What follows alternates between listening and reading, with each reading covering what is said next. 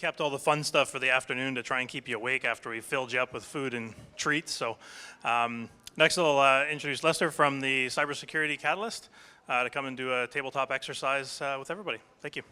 Good afternoon, everyone. So I have the privilege of keeping you guys awake right after lunch. So I want to keep this session as interactive as possible. So I'm going to be using polling tools, Slido, for you to respond to the various injects during this exercise. So just a show of hands, how many have been involved in a tabletop exercise?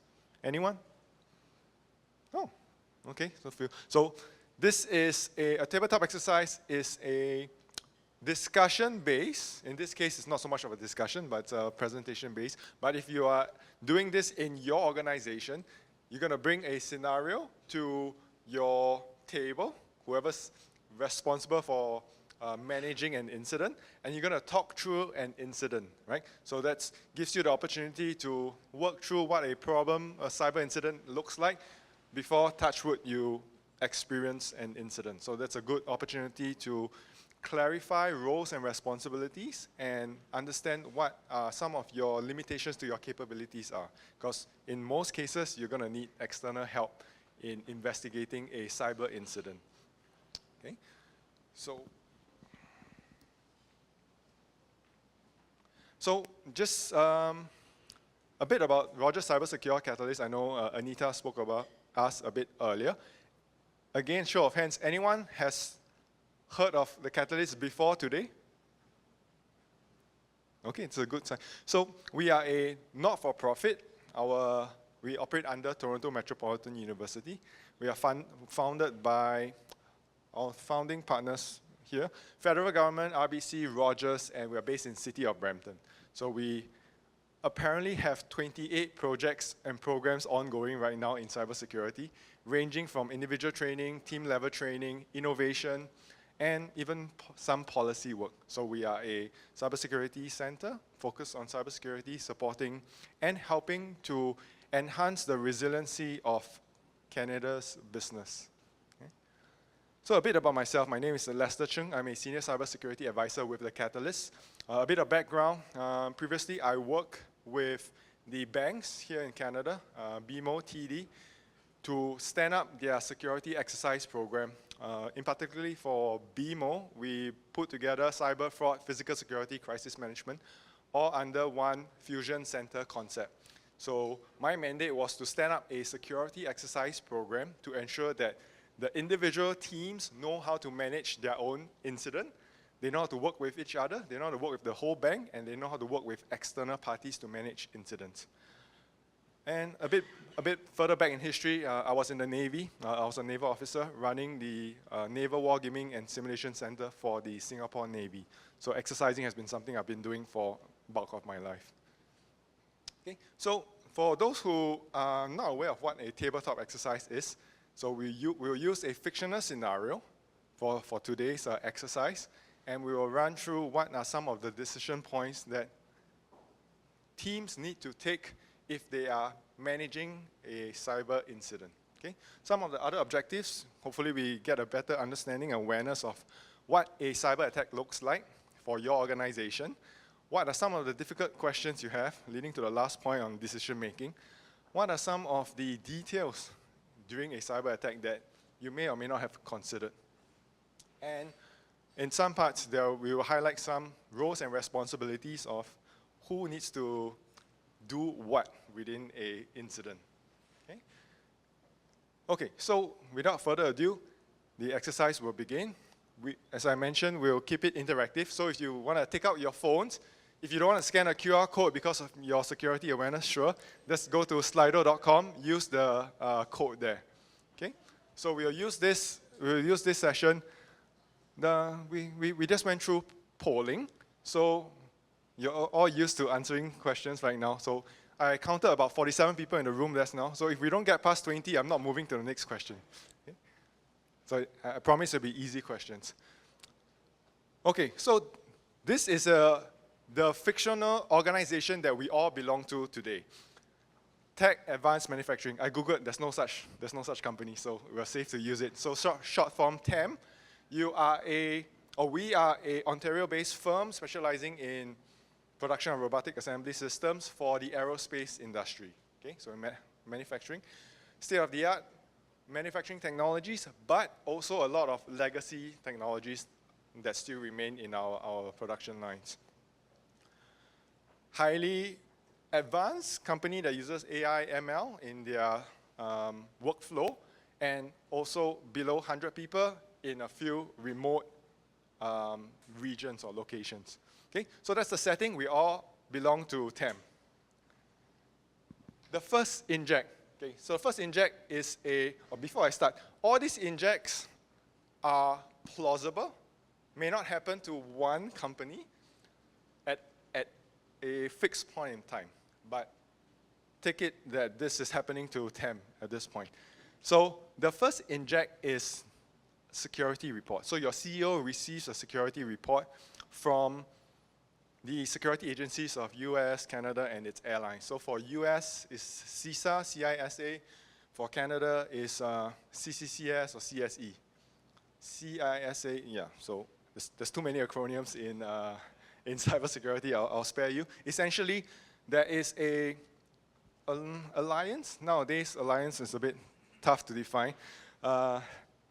The security teams constantly watch for things that are happening, and they push out joint security advisories to their members, and it's open source. So your CEO receives this information, he sends it to everyone in the IT departments and say, go figure this out. Is it important to us? Do we need to do something about it? It happens, and we need to start thinking about that. So in this report, some pointers to pick out. There's an ongoing cybersecurity campaign against manufacturing companies in the States and in Canada. Right? So we are a manufacturing company. It's applicable to us. 4 things that they mention that the threat actors were exploiting. So stolen credentials. Credentials just means your username, passwords. Phishing emails. A campaign has been launched. A phishing campaign has been launched against manufacturing companies. Deepfake impersonation. We've all seen this online. It's all getting better by the day. And the last one is exploitation of operational technology assets to disrupt and steal information. So this is the report. It's normally lengthy and is sent to you. Okay? So the first question, if you can pull out your phones, does your organization currently receive such security reports?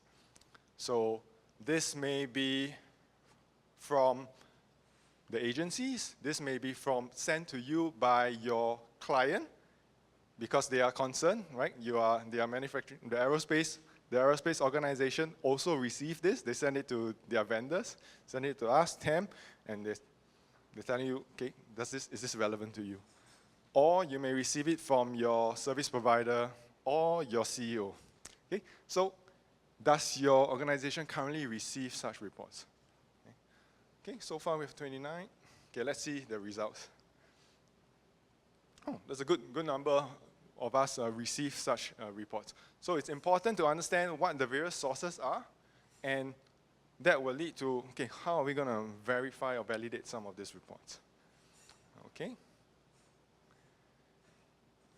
So a continuation of the report. Some of the recommendations out of it, the 4 things here that is more important. Patch your critical systems, or 3 things, sorry. Patch your critical systems, implement MFA, and plan for end-of-life technology for those that it's aging technologies. Not as straightforward as it sounds, right? So when you do receive such a report, do you currently have a process to triage and manage such information? It's easy to receive and then send it to someone else. But in order to sustain a security operations that is either 24/7 or at least in a manageable state, there must be certain processes for your organization to take when you do receive such reports. So, just a simple question, yes, no, I don't know. Do you currently have a process to triage, analyze, verify, hopefully execute upon some of these reports? Okay, let's go to the results. Okay, again, that's good that a good majority of us understand or have a process in place to manage some of these reports coming in. Okay? And the next question, okay, requires a bit of thinking. When you do receive such reports, what is the correct sequence that you should take when you do receive it?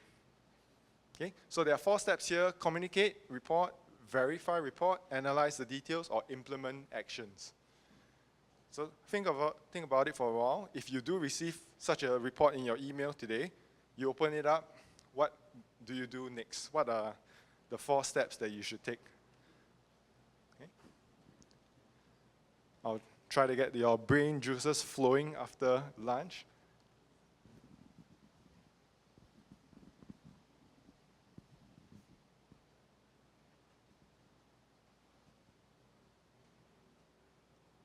Okay, we've got a good number of responses. Let's look at what we think the correct sequences are.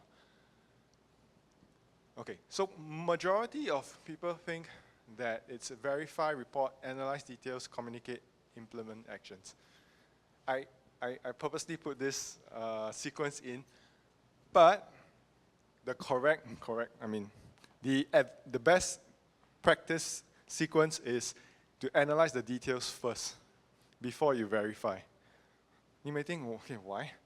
Because if you are set up correctly and you are receiving a lot of information, a lot of it is not relevant to you, right? Because there's a lot of things are going on, and there are a lot of alerts going on. Of course, your caveat is, yep, I already fine-tuned my alerts. I'm only getting the relevant one. Then, okay, fine. Then you verify the report. But if you are receiving a generic report, you should take the time to analyze it first to see if it's relevant to you before you verify. Most of the time, it's going to happen together, right? Because after a while, you realize, okay, who are your trusted sources of information, and therefore you quickly move to the next step. Okay, so the correct sequence is to analyze details, verify, communicate the report. So a lot of the changes, like we mentioned earlier on, implement MFA. It's not something that you can just turn the switch and carry on with that, right? So there's change management program, there's things that you need to communicate with various teams, your IT teams, your business teams, to maybe implement that change in that window for that queue before you can execute it. So you need a lot of that communication before you eventually implement the action.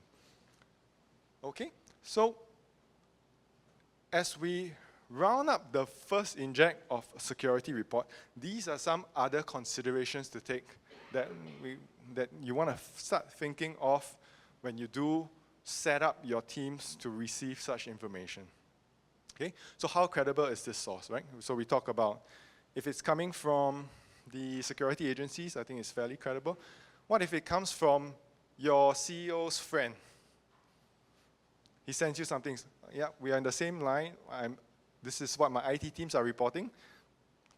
Maybe you want to check it out as well.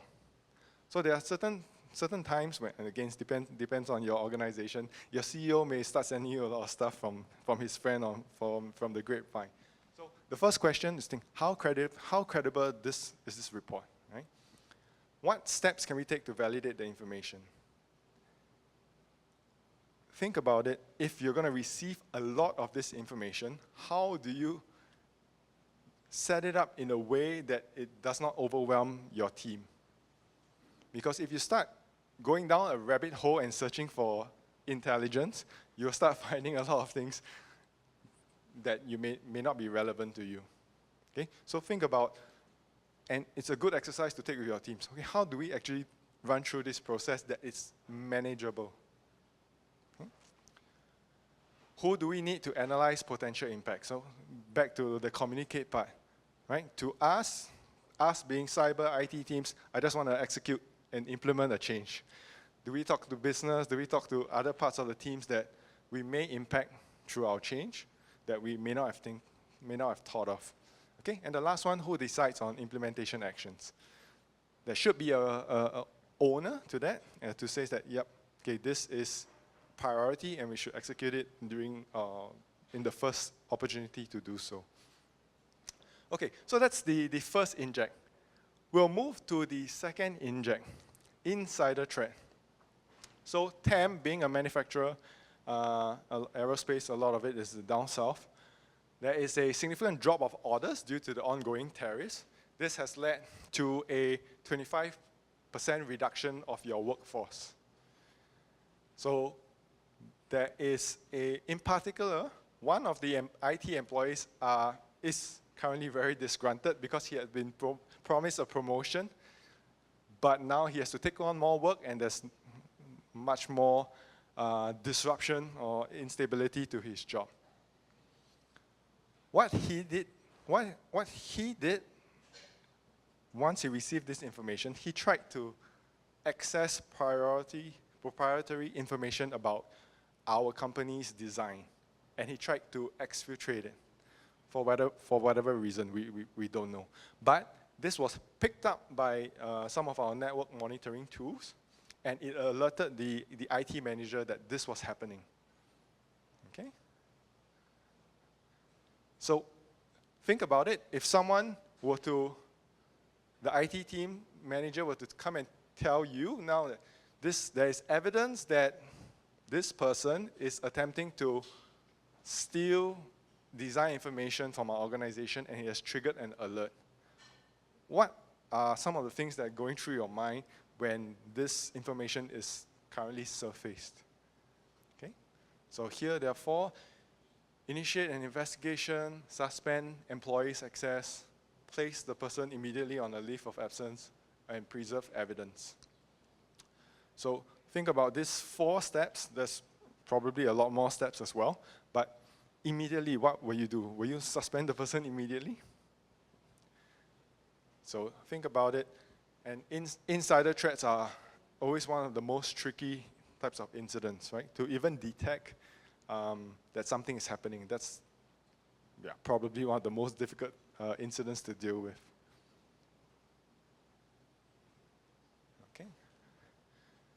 Okay, so we have majority of people choosing suspend the employee's access. Okay, I think that's fair enough. So the first step normally is to initiate an investigation. To suspend his access, that's one of the ways we sort of like mitigate or contain any further damage that he may do. To immediately place him on an absence of leave is a bit excessive at this point. So I think the tree that was chosen is sort of like the correct way to sort of handle such an incident. Okay, so initiate an investigation if you need to suspend his access for this point because you have sort of evidence that he is doing something that is out of norm of his job. If his job is to access that information, okay, then there must be a certain, that has to be taken into consideration. Okay? So the next question is, how confident are you in detecting and handling an insider threat? Like I mentioned, insider threats are the most difficult to pick up because if the employee organically has access to your information because that's required to do his job, then how are you going to detect that he's doing something that's different from what he's doing day to day, right? So one of the ways to do that is what we call user behavior analysis. You need to understand what that baseline of his work is, and if there are thresholds within what he's supposed to do, then it triggers an alert. That is extremely difficult to set up because you need to then define what normal is for each individual, or at least each user group.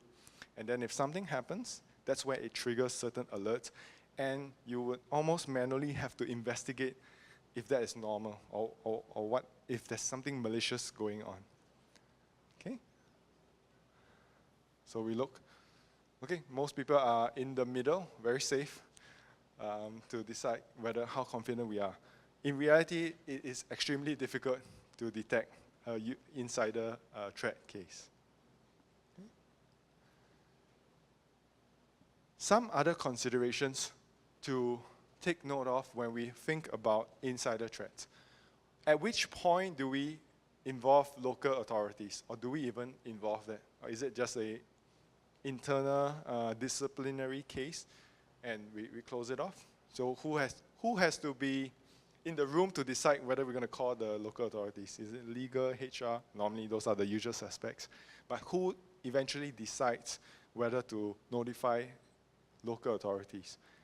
And what does that look like when they are notified? Who is the point of contact within your organization to sort of explain whatever is happening, right? So think about it. If there was an incident in your organization involving an insider threat, who is the point person within your organization to lead those conversations externally?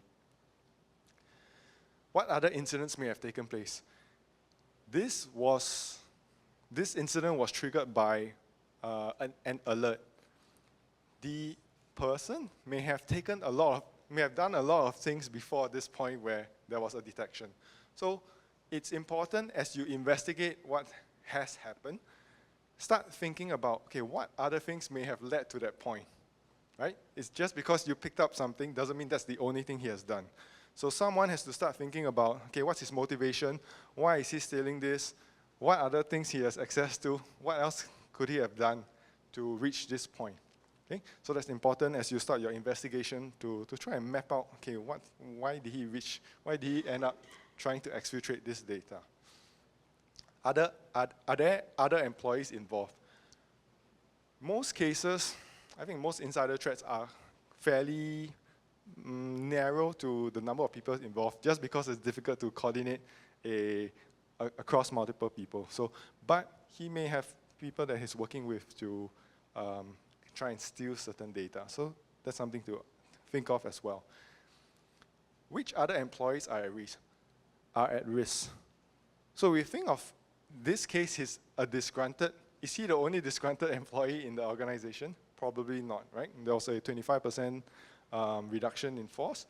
Are there other people who has access to important data that your organization should start looking at as well, right? Just because this is one discrete case, I think that it's also important as you manage the incident to start asking the questions like, who else could have access to this data? Do we need to lock that down? Do we need to relook all access control, level of authorization again at this point? Because the organization's undergoing a mini crisis right now. We don't want a few more incidents popping up. So those are part of the investigation and questions that the response team should start asking and thinking about. Okay, so we move on to the next inject. So inject 3, BEC, business email compromise, and deepfake. Deepfakes are impersonation. So this case here, an account manager received a series of emails from his CFO, right, TAM CFO, stating that, yep, this is a confidential transaction. I need you to hush, and we need you to execute certain transactions. The account manager initially was suspicious, like, okay, why is my CFO contacting me at this sort of timing with not a normal transaction or not a normal course of action? So he was initially suspicious. However, the emails were very accurate regarding his access, his role of work, and the type of deals that they were talking about. So he was invited to a conference call, a video conference call, and during the call, there were a few members of the team that he recognized, including the CFO. And there was a legitimate conversation going on about this deal. So the account manager was convinced that this was a legitimate call and executed a transaction of up to 5 million USD, right? So he read the emails, he was in the call, the video, so all their videos were on, and it was a convincing conversation about that. So it turned out that the transaction was a fraudulent one, okay? So the emails, the CFO's emails was compromised, and the series of emails sent to the account manager were all fraudulent emails. The video that right now, I don't know if you have seen certain videos online where they tried to validate whether those people were real, right? They try to put their hand in front of their face so that they don't mimic that. So in this case, the videos were all deep fake, so it's all fake videos, and the interaction was also not the, they were not the people that this account manager interacted with, okay? So think about it. You receive a series of emails. We've all received phishing emails, sometimes even fraudulent emails. We've been invited to a video call, and there was what obviously was very convincing conversation between AI videos. What are some of the things that could have prevented this incident? So I think most of it should help prevention, employee training and awareness. So I think in this case, certain aspects in the company's culture also played a part in the account manager being pressured to execute certain transactions, right? So whether it's a cultural difference, power distance, or maybe just a lack of understanding of this is something that can be executed, right? It's hard to believe, like, nowadays, most of us, when we watch a video, we still believe in our abilities to discern real and fake. It's going to get more and more difficult as time goes by. So how can we prevent that, right? Okay, so let's look at the results. So employee training and awareness, that will certainly help. There are enhanced verification procedures. So think about maybe what we call multiple people need to sign off before certain things get approved. So those are some things to start thinking about your financial procedures. Is it one person signing off, one person agreeing, or just the CEO send an email and say approve and everything will get done? So those are certain things that could have prevented it as well. Deepfake technology, deepfake detection technology. So those are always lagging behind the adversary, unfortunately, right? Because there's no rules, there's no ethics in the attacker's side. They will exploit it as much as possible. And on the defense side, we are always trying to catch up, unfortunately. So reversion to paper approvals, I don't know if anyone wants to go back there. Can it prevent it? Certainly, but it's just going to be such a ding to our production, our productivity, that it's unlikely that we want to pursue that avenue. Okay, so some other considerations when we think about business email compromise and deepfake. So are there immediate actions to take once you are aware of such an incident, right? So the account manager tells you, yep, the money has been sent, you saw the money going out to an account that you don't recognize, and it has been alerted that this was a fraudulent incident. What are some things that you should think about doing immediately, right? So whether it's, you know that the CFO's account is compromised, so how do you reset his passwords? How do you clean up his account? Who else along that chain of approval now needs to be investigated and checked? Okay, are all their accounts still clean? Or are there various communications going out to other parts of the organization that we just have not discovered? Okay, so there are certain things to think about as you investigate and discover this incident. How else can you contain it, right? If not, it becomes multiple incidents if you don't do anything about it. When you discover that this was a fraudulent incident, how and who do you need to inform? Do you need to inform maybe you have a board, you have to inform them, your partners, external, your investors, maybe need to know that there's a $5 million bill coming that's not expected because there's a fraudulent case, right? Other external parties, the local authorities of notifying them that there's a fraud case now. How do you start attempting to retrieve that money? Most cases it will be gone, but there'll be a need to start that paper trail and report. External resources, forensics, I think that's part of your investigation, your incident response. Any other teams, legal and HR. So what's going to happen to that account manager who sent out that money? What kind of disciplinary action, or is there any disciplinary action for the person who essentially is a victim of fraud, right?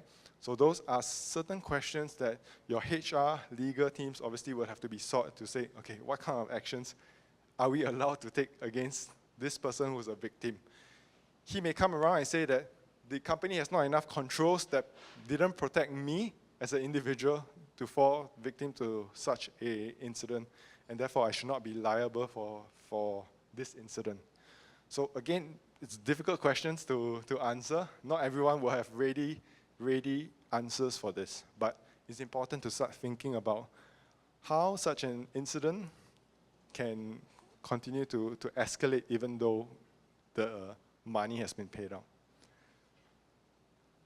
Okay. Inject 4, so data leakage. So this morning we talked a lot about AI, and data is a huge part of that. So the production team was pressured to increase productivity, right? Business is not doing well. We need to make sure we squeeze the machines as best as possible. So let's analyze the data performance to get the best results. So the engineers were being very enthusiastic about this project. So what he did was he fed all the performance data into DeepSeek AI, right? He wants to save time to try and analyze that. So his boss was like, happy with the results, but how do you do it so quickly? So essentially he admitted that he did upload a lot of information to DeepSeek AI, which at that point in time, there was no policy about what they can do with AI tools.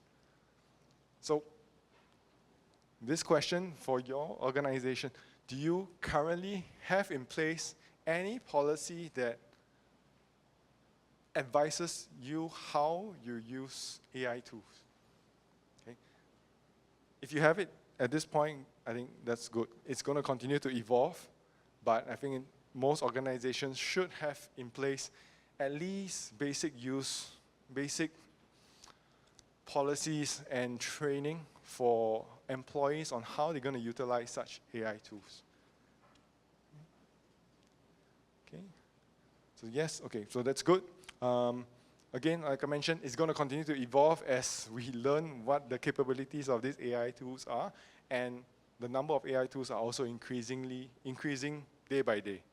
So having a policy that allows your teams to understand the risks of using such tools, I think that's important. The draconian way is to say no such tools allowed in your organization. I think you're going to find it harder and harder to continue to maintain that line of not using it, right? Because everyone else is using it.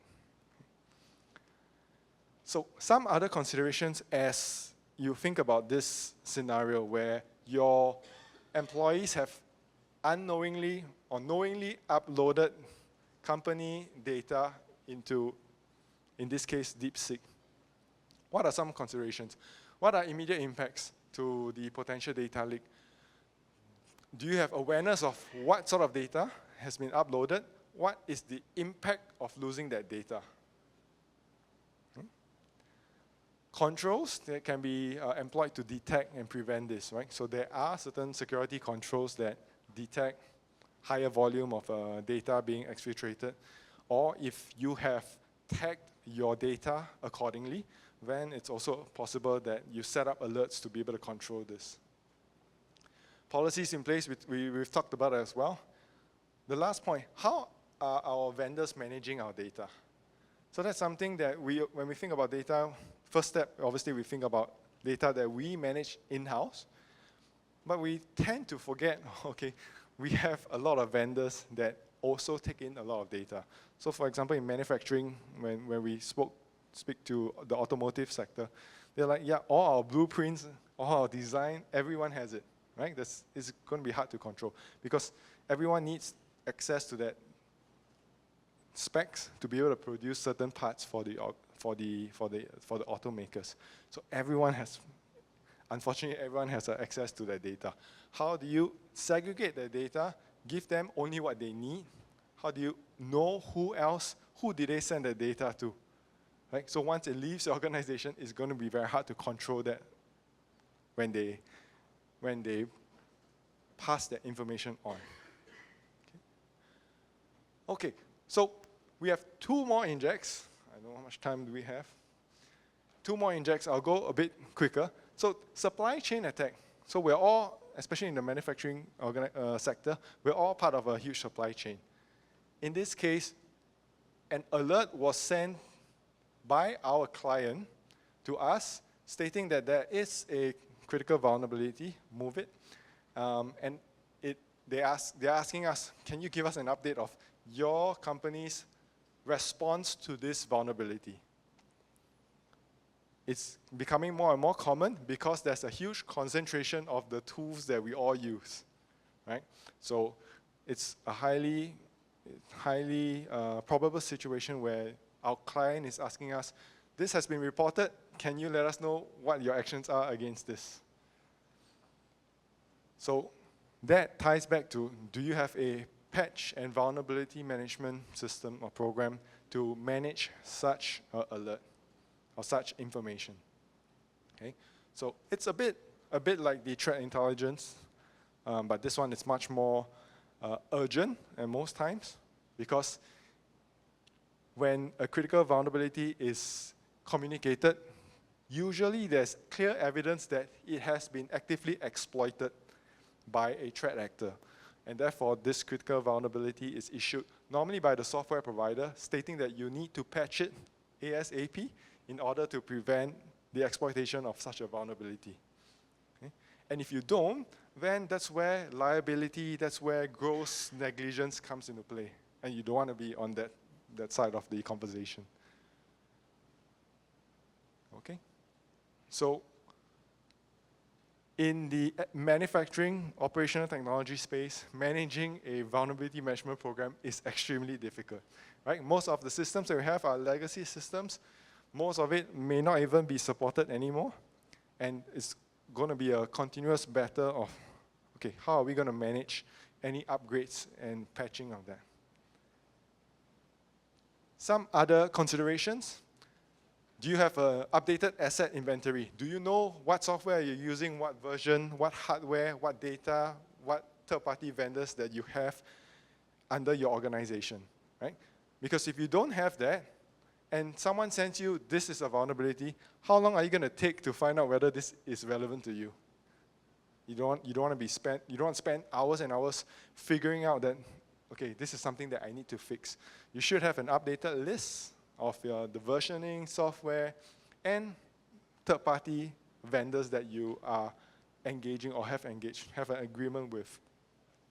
Clarity of business critical processes, knowing what this vulnerability will impact is also important, and third-party management. So that's where you have a clear understanding of who your suppliers are, what are the SLAs, what software are they providing you, what sort of security assessments have they conducted to ensure that whatever information exchange between you and them is safe.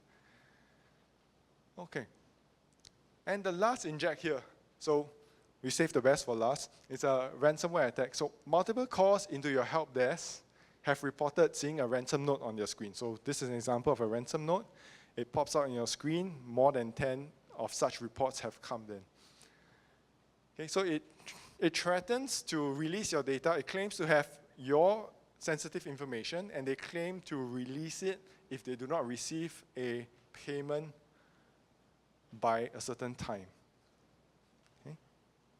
So one of the ways to sort of be prepared for such an incident is, do you have an incident response plan? Incident response plan involves not just the IT teams, involves legal, business, communications. It's a sort of a multifaceted team to help manage against a cyber incident. Okay? And it's important to have clarity of roles and responsibilities within that plan so that you're not scrambling to figure out, okay, who's supposed to do what when we're managing an incident. Okay, so it's good that majority of people have an incident response plan. And what are your top concerns at this time? When you receive the report that, okay, there's quite clearly a significant cyber incident ongoing in your organization, what are some of your concerns at this time? So think about it. somebody notifies you this is happening, up to 10 of your laptops are being impacted, what are some of the considerations that is top of mind when you start that investigation?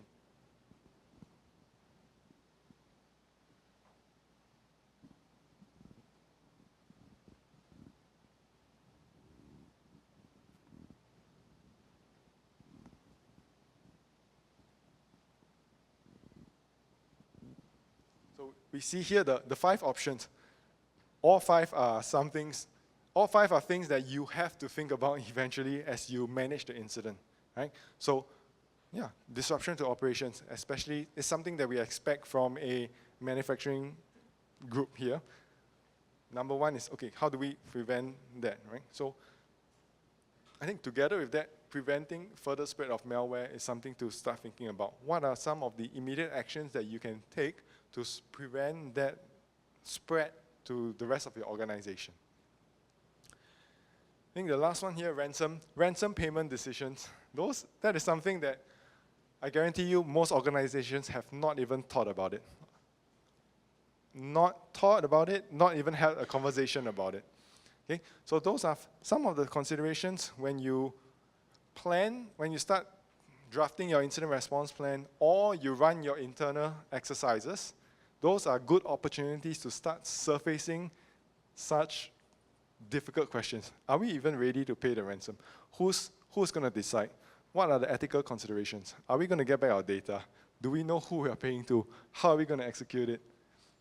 So what's the reputational damage if we do make that payment and it becomes public, right? So it's not a straightforward yes/no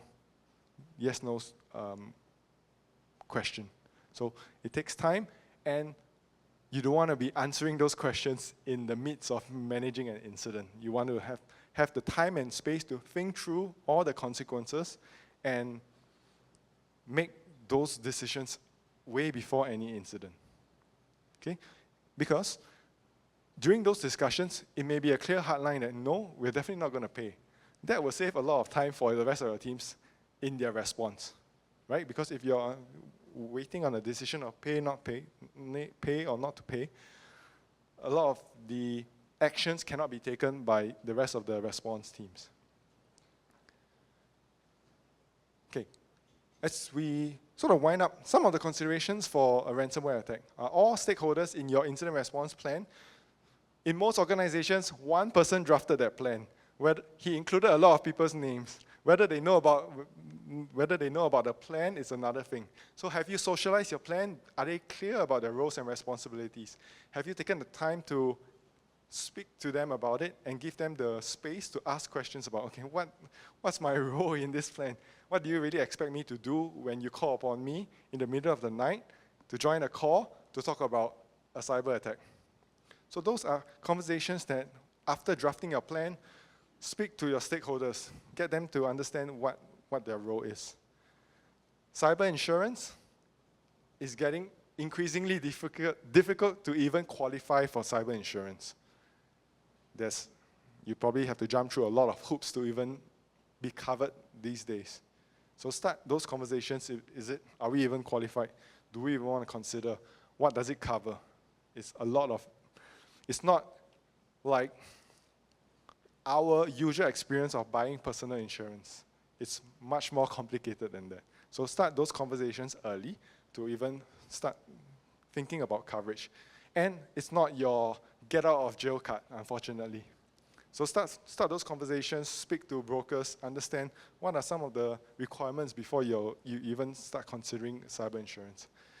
Crisis communication plan, and like I mentioned before, discussion about ransom payment. Okay, so we bring the incident to a close. We have engaged an external digital forensics and incident response firm. They have managed to mitigate the incident, and there was eventually no interruption to your operations. So as we come to a close, think about the six injects. It sounds ridiculous, but they are all real incidents. It may not have happened to one organization. Of course, no one is so unlucky in that sense. But intelligence reports. There are ongoing intelligence advisory reports being sent out frequently. So think about, okay, where are you going to get that information from? What are you going to do when you get information? Insider threat, Tesla reported multiple times that there is clear evidence that someone is bribing their employees to either steal information or install malware into Tesla systems. So it is happening. How are you going to detect insider threats, and how are you going to deal with it? Deepfake scams, so Orion SA lost $60 million because of fraudulent scams. And the incident that I used, that actually happened, I believe last year, to a multinational company. There was actually a video conference with the CFO in there, and the employee sent out, I think, $24 million in multiple transactions. So power distance, culture, that played a big part. The person didn't question the videos of, okay, am I going to send this? So that does play a part in your organization's processes as well. And the last three, so Samsung, when ChatGPT first came out, their engineers were very enthusiastic about it. They uploaded some of their data to ChatGPT. Right? So that is an actual case. Thereafter, Samsung came out with their policies and sort of locked down their data leak. Supply chains, so MOVIT is an actual vulnerability, impacted 2,500 organizations. Few cases led to ransomware. And the last one is ransomware, I believe. I don't have to explain how prevalent that is. Okay, so some key takeaways as we close off. So continue to be aware of cyber's risks and threats. It is more and more common these days, unfortunately, because it's easier. The bar to become a cyber criminal has been lowered because of the ability to purchase tools to execute certain campaigns. Least privileges, so who has access to your data, who has access to your processes, awareness training, data governance. So we've talked a lot about AI. If you don't have your data policies in place, you don't think about your AI policies. Clean up your data first, because a lot of AI will feed upon your data, right? So if you're thinking about AI policies, have a look at your data policies first. Okay? And the last two, develop an incident response plan. I believe on the table we have a checklist for incident response plan. Have a look at that. And run exercises such as this. In a exercise, normally we customize it for your organization and to bring the relevant people in to talk about what they will do at each point. Okay, if not, I've come to the end of the exercise. Hopefully you've taken away some of the thoughts to consider, and start answering those questions or asking those questions internally first before, touch wood, you have to face an incident and manage it. Okay, if not, I don't know how much time we have. Anyone has any questions?